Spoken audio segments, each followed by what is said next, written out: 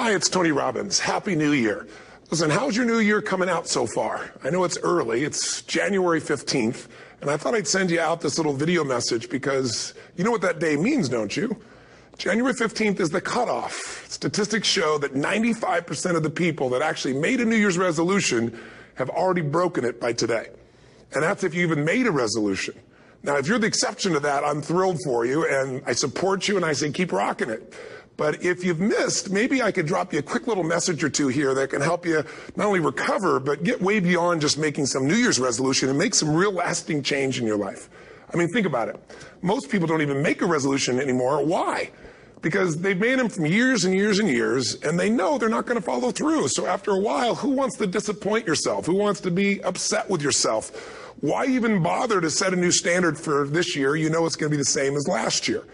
If you're the kind of person watching this right now and you've actually opened this email and you haven't shut me off already, then obviously that's not you. So the question is, what is it that makes us even want to make a resolution? I mean, it's an interesting question. Why is it at the beginning of the year we have this tradition? But it goes beyond tradition. It's something inside of us that makes us want to make things better. And I think part of it is the calendar gives us this idea that we could have a fresh start, that we could start from fresh and have this great victory. And it's really, the calendar itself is quite arbitrary. It's wonderful to use it, but if you didn't use it effectively, let's use the calendar to serve you today. Let's just see, what does it really take to make this thing happen? Because there's no denying that inside of you, the only thing that's going to make you happy in the year ahead and the decades ahead is going to be having you have an experience where on a regular basis, you feel like your life is making progress. If there's one thing I teach, and I want to remind you of it, it's really simple. Getting things is not going to make you happy. That's good news in a tough economy. It's a good reminder. It doesn't matter what you get. Doesn't matter whether it be money or opportunity. All those things might excite you for the moment. Even a relationship, as magnificent it may be, might be exciting for a while. But if you don't keep growing, that relationship isn't going to stay exciting. So the secret to real happiness is progress. Progress equals happiness. And if we can make progress on a regular basis, we feel alive. And that's why at the beginning of the year, we get this thing like, okay, I can have this fresh start. I could really do what my soul desires. I could expand. I could grow. I could improve. I could change. Or maybe better than change, I could progress. See, think about that. Progress is an aliveness to it, doesn't it? You don't have to work at changing. People say all the time now, well, I'm working on changing. Don't worry about it. You don't have to work on changing. Change is automatic. Your body's going to change whether you want it or not as the years go by. And no matter how hard you work, there's going to be some changes going on there. The economy is going to change no matter what you want it to do. The weather is going to change. Relationships are going to change.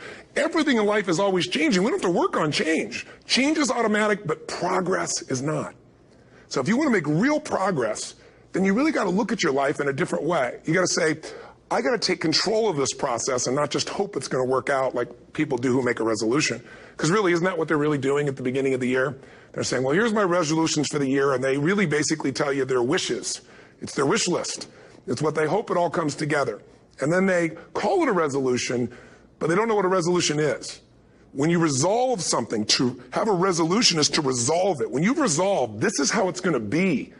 That's when you cut off any possibility except the thing you've committed to. It's like the old adage, if you want to take the island, you burn the boats. Because when you burn those boats, there's no going back. You're going to find a way to make things work. And most people, they're stating what they hope will come together. And if it doesn't happen, then they're disappointed, but they're not too disappointed because they're not too vested. What does it take to successfully create a lasting change in your life? To not only have a New Year's resolution you follow through on, but really have a lasting change? Well, the first step for lasting change is very much like making a New Year's resolution. Fundamentally, it's the same. The first step is you got to have a vision for what it is you really, truly want.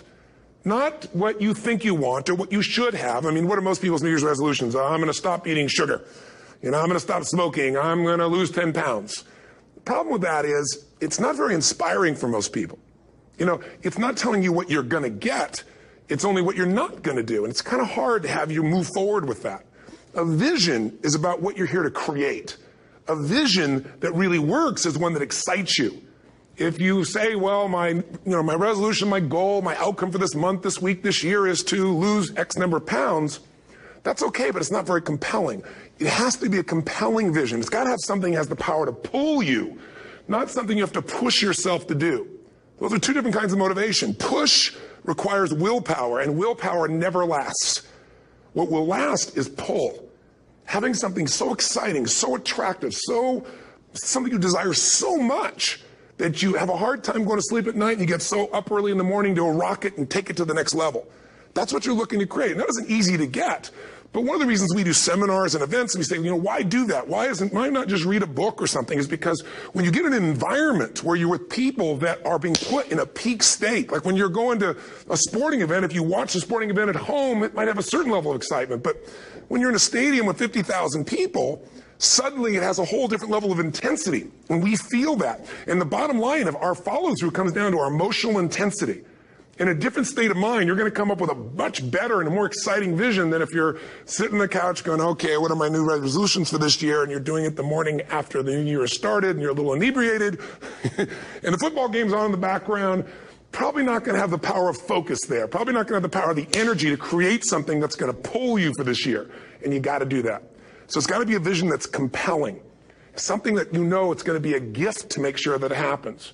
And also, along with that compelling vision, you got to have strong enough reasons that you're going to follow through when the going gets tough. That's one of the biggest things missing for most people. They say, this is what I want to do.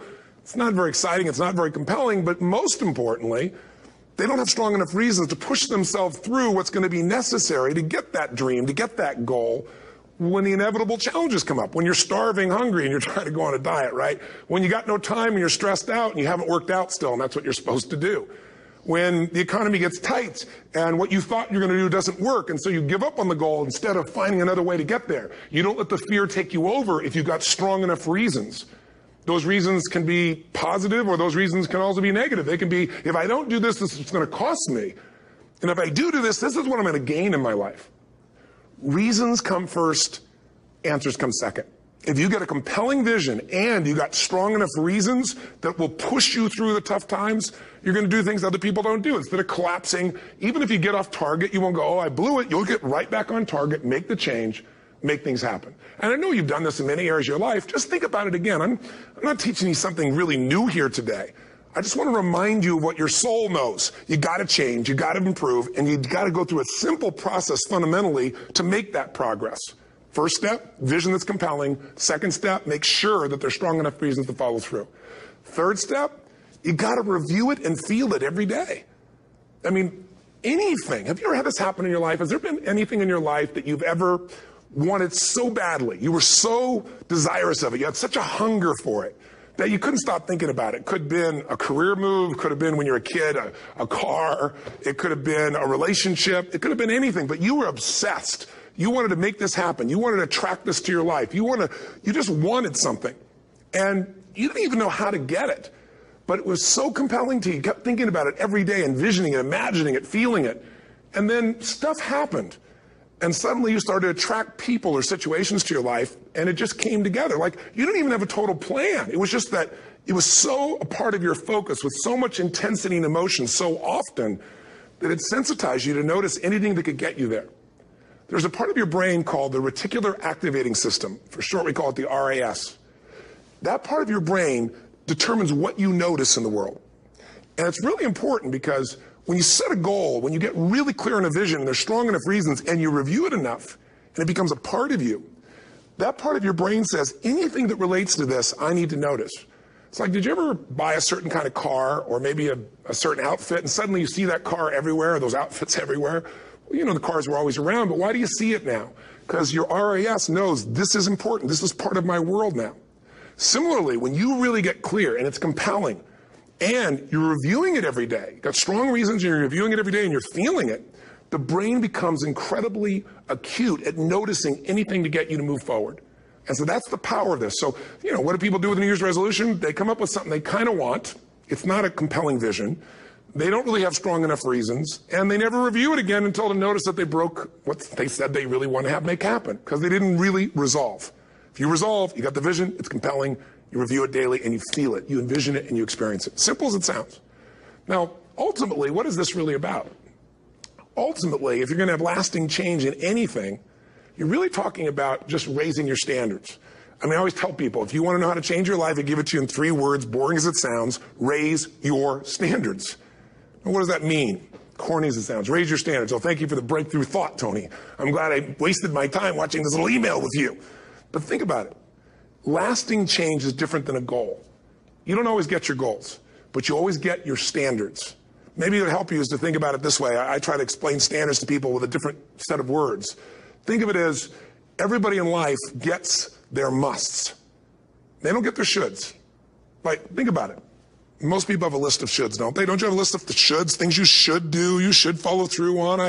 I should lose some weight, I should work out more, I should make more calls, I should respond more rapidly to my email, whatever, you know? I should get into the office earlier, I should be, more confident, whatever your should list is. People love to have their should list be met, but it's kind of like New Year's resolutions. If it does, it's really exciting, but if it doesn't, which is most of the time, it's a little disappointing, but you kind of know it's not going to happen. But when you decide something is a must for you, an absolute must, when you cut off any possible, you say, I'm going to find the way or I'm going to make the way. Human beings, when they resolve things, when they make a real resolution inside themselves, which is they raise the standard and they make it a must, they find the way. Think about it in your own life. Haven't you had some area of your life where you raise your standard and your life has never been the same? Maybe at one time in your life you smoked cigarettes, or you did something and you did it for years and you kept trying to change it and kept telling yourself I should. And then one day something happened. Something just clicked you over. Something took you over that kind of tipping point. And inside yourself you said no more. And it was a very, very different experience, wasn't it? Something inside of you shifted. And what was a should became a must, and you've never gone back. Is there an area like that in your life you can think of? Again, did you ever smoke cigarettes? Did you ever eat a certain way, drink a certain form of alcohol, and then finally say no more, and you just don't go back? And notice this, it doesn't really take any willpower anymore. Because somewhere when we make this click, when we make something a must, we attach ourselves to it. It becomes part of our identity. And one thing I've learned in the last, 33 years of working with people from now over 100 countries, 4 million people, is human beings absolutely follow through on who they believe they are.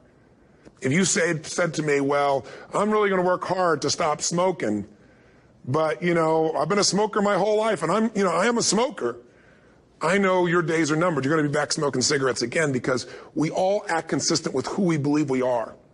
I tell people the strongest force in the whole human personality is this need to stay consistent with how we define ourselves. If you define yourself as somebody who is really conservative, you're not going to be crazy and act nuts unless you're really drunk or something, and then you can say it's the alcohol, when it's really just you finally getting permission to be yourself. The alcohol is your excuse. If you're a really crazy person, you act crazy, outrageous, playful. You don't act conservative because that's not who you are. Very often people say, well, I can't do that. I'm not that kind of person. And I always say to people, really, when did you define yourself? I mean, really, how many years ago did you come up with what you could and couldn't do in your life? How many years ago? Most people, if they really look at how they're living their life today, it's based on a set of standards, a set of beliefs that they made choices about 10, 20, 30 or more years ago. I mean, very often we made decisions in our youth or very young about what to believe, about what we were capable of, about who we are as a person, and that becomes the glass ceiling, if you will, that controls us. There's a corny metaphor, but it's true. I remember one time I was with my family at the circus, and there was a person there, and they had this big, giant elephant. And you look at this elephant, and they take this little rope, put it around the elephant's neck, and they drive this stake into the ground. And I mean, you look at this, and you know that elephant could rip down the entire tent with almost no effort. And yet, the elephant doesn't struggle, doesn't try. Why? Because the elephant's conditioned. And they take that elephant and condition the elephant when it's a baby elephant. That's how they train him. When it's a little baby elephant and it doesn't have the power yet, they put a big rope around it and they drive this huge stake in the ground, and the elephant fights and fights and fights. And one day, finally, that elephant decides, I'm not capable of pulling this out. And once that becomes the definition of an identity of anyone, an elephant in this case, they don't even try anymore. It's just who I am, that's how it is, that's just the way it is in my life. I'd like to ask you to take a look at any place you've got a limitation and ask yourself, when did I decide to accept that limitation? And you may not even see it as a limitation. You might see it as just that's who I am. But so often in our lives, we've adapted to be a certain way so that we don't fail or so that people will like us or respect us, but it's not necessarily who we are.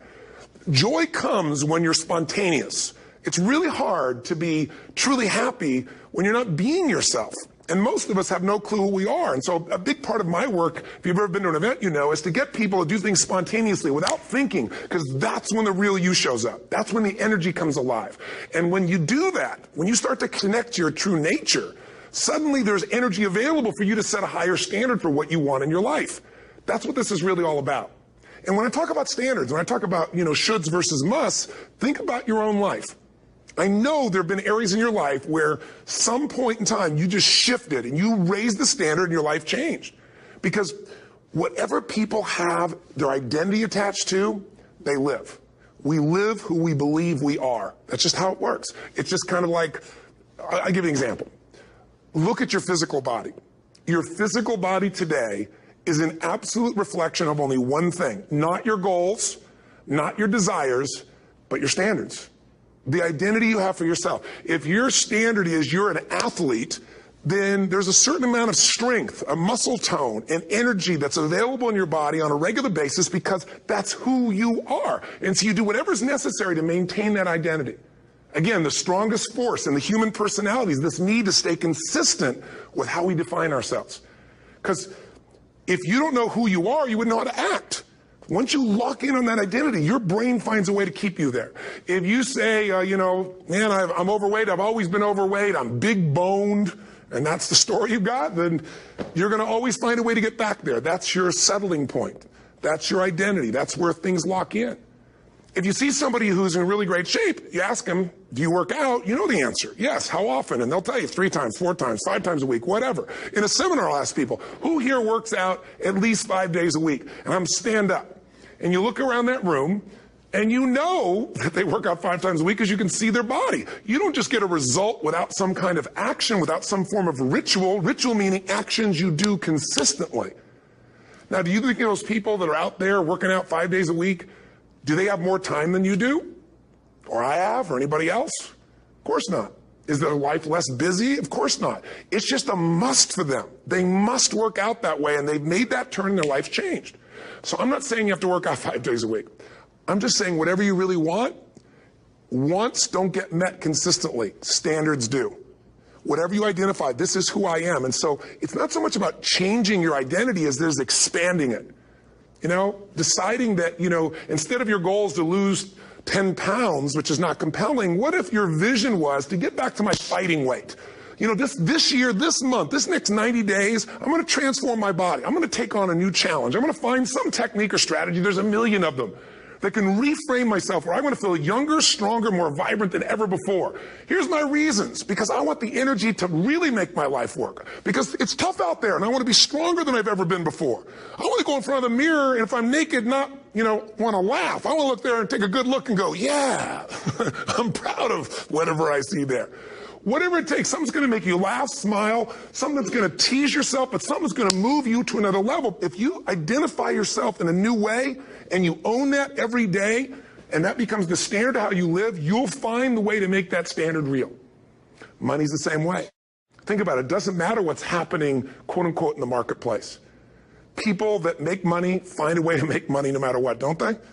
I mean, most people's standard is to pay their bills. So that's what most people find a way to do, even when economic times get tough. Most people, if that's their absolute standard, they find a way. Some people's standard is pay their bills most of the time. And so most of the time they do. Some people's standard is not just to pay their bills, but to take care of their family and maybe even some of their friends. And they find a way. In fact, some people may be in a family where they don't have enough money. They barely have money to pay their bills. They work their guts out.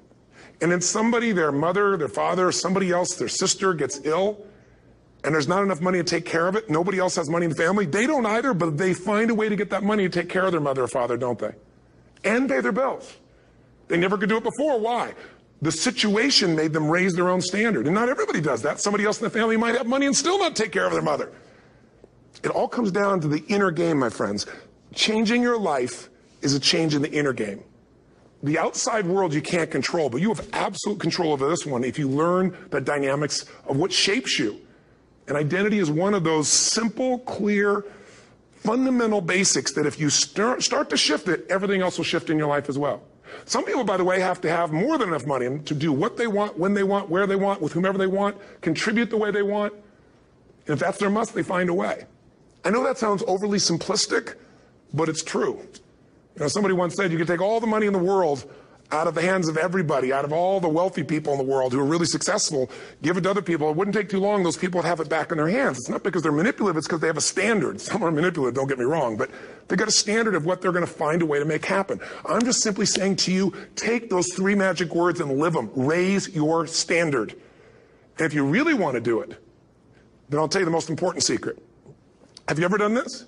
Have you ever told yourself you're raising your standard? Okay, I'm going to go make this happen. I'm going to go make this much money. I'm going to transform my kids. I'm going to create the ultimate relationship in my life. I'm going to transform my body, whatever it is. And then you don't have strong enough reasons and you don't use it. You don't follow through. It's because you didn't back up your standards with what makes those standards real, and that's rituals. Rituals are where the power is. Whenever we do our Robbins results coaching, and we say Robbins equals results, the way we get results with people, it's the same way if you listen to my Ultimate Edge program, or back in the old days, Personal Power, or if you went to one of my seminars. You know what I do is I take these huge challenges you got and we break them down into little bite-sized steps.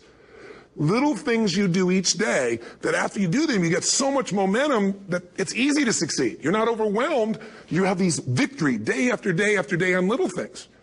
If you went to Ultimate Edge, I'm sure you learned about the hour of power, or the 15 minutes to be able to be fulfilled, or 30 minutes to thrive, where you literally just condition your body and emotion with a couple little rituals. So it doesn't matter what's going on in your world. You feel that strength, and it's not fake. It's not some pump up. It's coming from inside you, and it works. Rituals define us. See, all the results in your life are coming from your rituals. They start with a standard and then have rituals that follow it up. Like, for example, if you are where you want to be physically, you have very different rituals than if you're not where you want to be physically. If you're overweight, you and I both know you got a different ritual than if you're physically fit. Completely different. You get up in the morning, what's the first thing you do if you're fit? Your shoes are there, you roll over, doesn't matter how you feel, you put on your shoes, you lace them, you start walking, or whatever that ritual is. If you're overweight, you roll over and you have a very different ritual. You might roll over several times to turn the alarm clock off. You go in and get your mocha, smocha, whatever, special coffee. You stop by at Starbucks, whatever the case may be. You have your nice sugar muffin. It's supposed to be really nice for you. Whatever you do, it's a different ritual. If you have a great, passionate relationship, you have very different rituals in how you come home than if you have a lousy relationship. When you come home and the first thing you do is you're tweeting somebody, or you're emailing, or flipping on the news, or you don't even come home. What are the rituals? Whenever I study people that are successful, what I look for is what's the standard they hold themselves to, and then what are all those little rituals that add up? Because think about it. Success and failure are not giant events. They don't just show up. You don't just suddenly become successful or suddenly have this cataclysmic event that makes you fail. It may look that way, but failure comes from all the little things. It's failure to make the call. It's failure to check the books.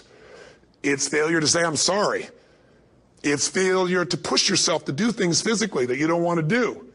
And all those little failures day after day come together until one day some cataclysmic event happens and you blame that. That event happened because you missed all the little stuff. Do you agree with me? And success, by the way, is not some overnight event. It's all these little things. Success is having a vision. Success is making it compelling. Success is really seeing it and feeling it every day with strong enough reasons. Success is feeling the sense that I'm here to grow and I'm here to give something to the world more than just myself. Success is caring about other people. Success is calling and saying, I love you in the middle of the day for no damn reason. Or sending a note. That'll change your relationship. Have a ritual of something funny, playful, or a surprise you do. How many relationships are dead today because they have no surprise rituals anymore? You need to have some rituals, some cool things you do that nobody else does that gives you a better life than anybody else has. All the little stuff. That's where success comes from. In business, it comes from delivering more than anybody could imagine. All those little things add up. People go, wow, that's who I want to do business with. It's true in any area of your life. So if you look at somebody who's really successful and you think, wow, I mean, they're so amazing, they're such a genius, you got to dig underneath and you got to remember something. People are rewarded in public for what they've practiced for years in private. Myself and my business people say, how do you get up and speak and you have no notes and you go for 3 days and nights and the room is like everybody's wired and it's incredible. It's like a rock concert. How do you do that? How do you have that confidence? Oh, it's not confidence, it's experience now. But I did so much behind the scenes and I still do to make things right. I mean, How many people would know that since the time I was 17 years old, before I walk out on stage, still do to this day, wouldn't need to do it, but I still do it, I never walk out there without being in an absolute peak state of mind.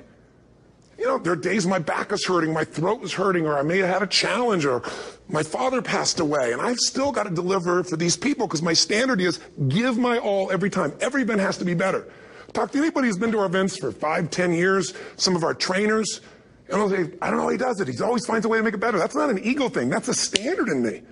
I have to find the way. And my ritual, though, is I prepare, I think, I gather new information, I figure out how to put something across better. What do people need? I spend time with our customers. I see what's going on. And before I get on stage each time, I have this little ritual to put myself in a state of mind.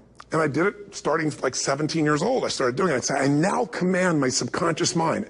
And I say this out loud several times, this little phrase, set of phrases, as an incantation to kind of condition my mind and body. And I'd say, I now command my subconscious mind to direct me in helping as many people as possible today by giving me the strength and the emotion and the humor and the brevity, whatever it takes to show this person and help this person change their life now. And I started that with a person when I worked with people one-on-one, and I would do that for 45 minutes driving in my Volkswagen to go serve and coach somebody for the first time. Now I don't say that person, I say these people. And I can go out in a room of 10,000 people and deliver for 50 hours, and I do it every time I come back on stage. It's a ritual to go into peak state. Peak states don't just show up, they don't interrupt you. Great ideas don't interrupt you, you gotta pursue them. I talked to Michael Jordan, I'll never forget, at the peak of his career, and got to watch his final game, saw him backstage and spent some time with him, and it was a pretty exciting time. He was the greatest basketball player I think that ever lived and has ever lived. And I asked him, I said, what sets you apart, Michael? What is it? And is it God-given talent, ability, skill? What is it? And he said, Tony, he said, I can shoot you straight. It's not, me trying to act humble. He goes, I have a lot of talent, a lot of God-given talent, a lot of skill. I've worked really hard. But he said, really, it's my standards. He said, every day I demand more from myself than anybody else could humanly expect.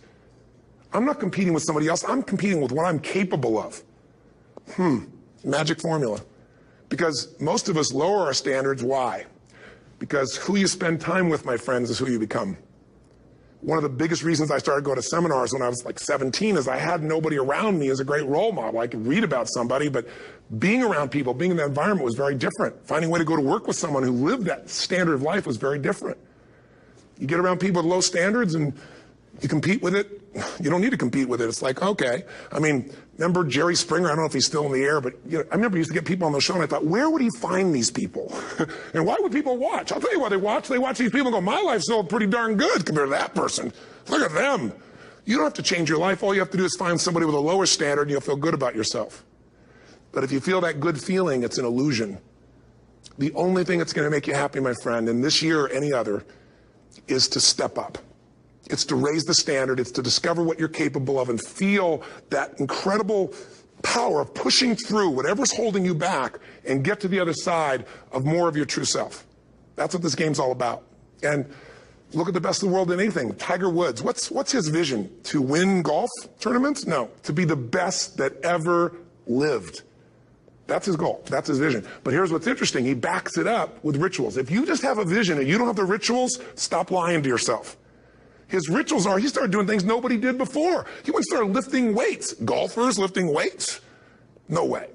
He went out and he changed his swing when he was the best in the world because he realized in order to be the best that ever lived, he's going to have to change his swing. If you know anything about golf, you don't change your swing when you're the best. And he went and retrained himself because he has different rituals than other golfers. Now many people are modeling his rituals to get better. It's amazing.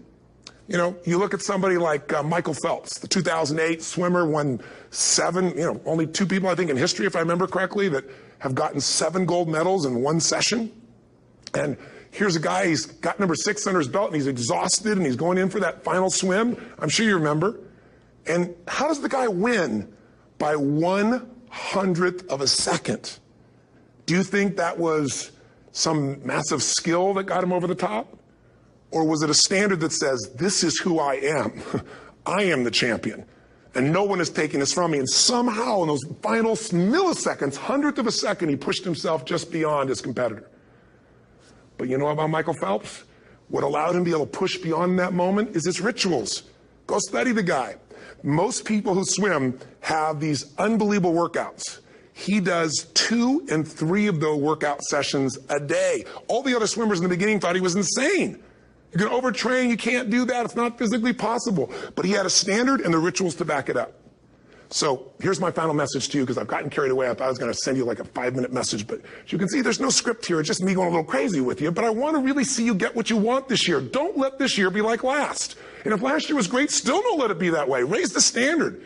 If your life is perfect and extraordinary, you darn well know you're not going to be happy unless you keep making it better. That's what makes us feel alive. It's not what we get that makes us happy. It's who we become and what we're able to give because we become more. That sense of contribution is what creates the deepest meaning. So here's my assignment for you if you want one. If you want to go from conversation to some action, here's a simple thing to do. What's an area of your life right now that you really want to improve? What's an area that's important to improve? If your body's great, how about your career? If career's great, how about your relationships? Intimate one especially, or your kids, or your relationship with your creator, your spiritual side of your life. Or is it your finances? Figure an area that really matters. Decide on that area. Number one, write down what your life is like in that area right now as specifically as possible.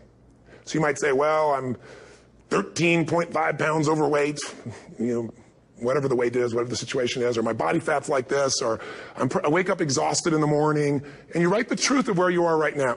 So you're real clear. Or I'm not in a relationship. I say I want a relationship, but I'm not in one, and I don't seem to find them. All the good ones seem to be gone is my belief. And I really do want one, but I don't have it. Whatever your definition. Or I'm in a relationship, and God, I wish I wasn't in a relationship. I'm planning my escape.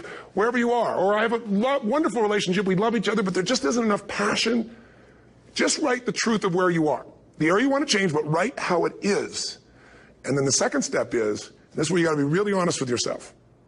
What are the rituals that have put me there? Because whatever results you're getting, even if you don't like the results, there's some rituals that are keeping you in that place. There's some rituals of what you eat or don't eat, how you move or don't move, how you sleep or don't sleep. There's some rituals in the lack of variety or spice or energy or focus in an area. There's something you're doing, and it's usually not one thing, it's a bunch of little things that you kind of do consistently whenever you think about getting in a relationship, whenever you think about working out, whenever you think about money. You get yourself in a state of overwhelm. You start thinking about all the things you can't control. Just write down all the rituals you have, and then here's the third step. What do you want? What's your vision? And be really specific. I want to be my fighting weight. I want to be the strongest I've ever felt. I'm going to turn my, whatever it is, be specific. And then, last step, number 4, what are the rituals that'll get you there? What would you need to do differently each morning if you're going to be that kind of energy, that kind of strength? How often would you work out? What days would you work out? What time? A ritual is something you do consistently, usually at a specific time, so it becomes automatic. Let me tell you something. Willpower doesn't last, but rituals can last a lifetime. I bet you have some rituals in your life right now you've been doing for years, even though some of them don't serve you. I'm just saying, wake yourself up. If you want a new year and a new life, you don't need to start on January 1st. Start today. Start with this little video. And just begin to see what happens and see how easy it is to just do a few little rituals. Don't do them all, just do 2 or 3 new things. And you know what happens? You'll get momentum. Because once you discipline yourself in one area of your life, you feel yourself doing it in other areas as well. And I always say something that my original teacher taught me. I always remind people, there's always 2 pains in life. There's the pain of discipline, or there's the pain of regret. And discipline weighs ounces, as my friend Jim Rohn taught me. Regret weighs tons. You don't want to have regret. So right now, what do you want to change? What's it really like? What are the rituals that got you there? That'll take a little homework. If you're not sure, ask the people around you. They'll tell you what your rituals are. What do I really want in depth? What are the rituals that'll get me there? And then get yourself to start a few of those actions and lock them in place. If I can help you in any way, we're here as a company to support you. Come have an event with us. Come to Unleash the Power Within or Mastery University, or get a coach. You can get a free coaching session if you call our company and click on something on this. We'll probably have something on it, or get a product. Or don't do anything with us, but do something with somebody, starting with you. If you make the changes in yourself, you're going to be proud this year. And no amount of money or accolades from other people can mirror the feeling of being proud of knowing you've taken back control of your life, or you've taken a great life to another level. Because once you do that, you have something you can give other people, whether it be your kids or your friends or your family.